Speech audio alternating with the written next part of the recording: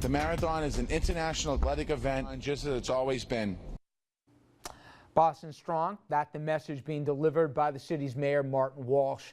A week from today, April 21st, marking the one-year anniversary of the Boston bombings, and people across the country will be uniting to honor the victims. Runners from Connecticut to California participating in a charity run that wraps up on Tuesday to raise money for victims. And as we approach the anniversary of those bombings, many can't help but forget the raw pain and all the uncertainty that happened not only that day but in the days that followed here. And in Congressman, it was one more reminder of you can't protect everything, and that this unsuredness that happened the days after. We didn't know who was behind it and everything else. It was just such an unsettling feeling.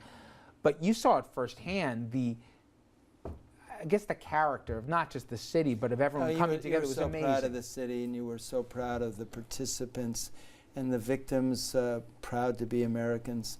You know, this kind of thing will happen again, and it won't happen as often if we are vigilant in making sure that we can break into cells and understand why people do the things they do. You know, Gina, I know you got some Massachusetts roots, but I will say, I saw a lot this past weekend when they were talking about how the institutions of Boston, including all the professional teams of Boston, because it was a sporting event that had happened,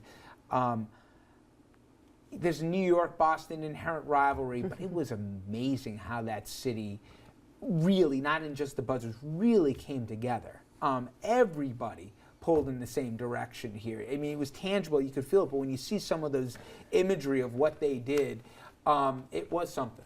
It absolutely was, and I think, you know, having lived in Massachusetts, you can't imagine what an important day that this is, Patriots Day, before this happened, and how it really did draw people together. And of course, you know, everybody from the Boston Red Sox to the I'm sorry. I know, it was beautiful. I think we all were happy. It was amazing. I mean, I know New York fans don't like that. I'm sorry. But everybody rooted when Big Papi dropped an F-bomb when he was saying his message. It somehow fit. Yeah, it truly was. And you know, you think about it, and I think the Congressman is absolutely right. You know, the scary thing is this can happen anywhere, and how do you protect against all these things? And then the New York Marathon and elsewhere, they've been trying to take steps from what's been learned at the Boston Marathon to try to protect people, but it's almost impossible to do it. And you know, this was something that nobody could have predicted. And you know, I think one of the things that I was listening to over the weekend is what lessons have law enforcement officials learned out of it, and you know, what can you do to help next time? And that's been a big issue that a lot of people have been looking at. You know, you could get into whole conversations about cameras around and stuff, but people weren't complaining or talking about privacy rights at that time about finding it. But you know, Dominic, there was some of those moments after where the people who lost limbs would throw out the first pitch, or they had, remember how the Boston Garden, it was a hockey game, and all of a sudden the entire crowd sung our anthem, and the guy just put the mic down and let him go. It was one of those goose-skin moments, you know, that you get. The bad people didn't win. Right. They want to change our way of life. They want us to fear, because law enforcement can't protect everything, the point that the congressman made. And I mean, they want us to fear every time you go into Yankee Stadium or Madison Square Garden or on the subway for that matter. And in this case, Americans proved that the bad guys are not going to win. And that's the message. We caught him. Yeah. We caught him quickly. And Yes. I think those two brothers probably thought they could get away with it. And I have a feeling others will realize they're not going to be able to get away with it.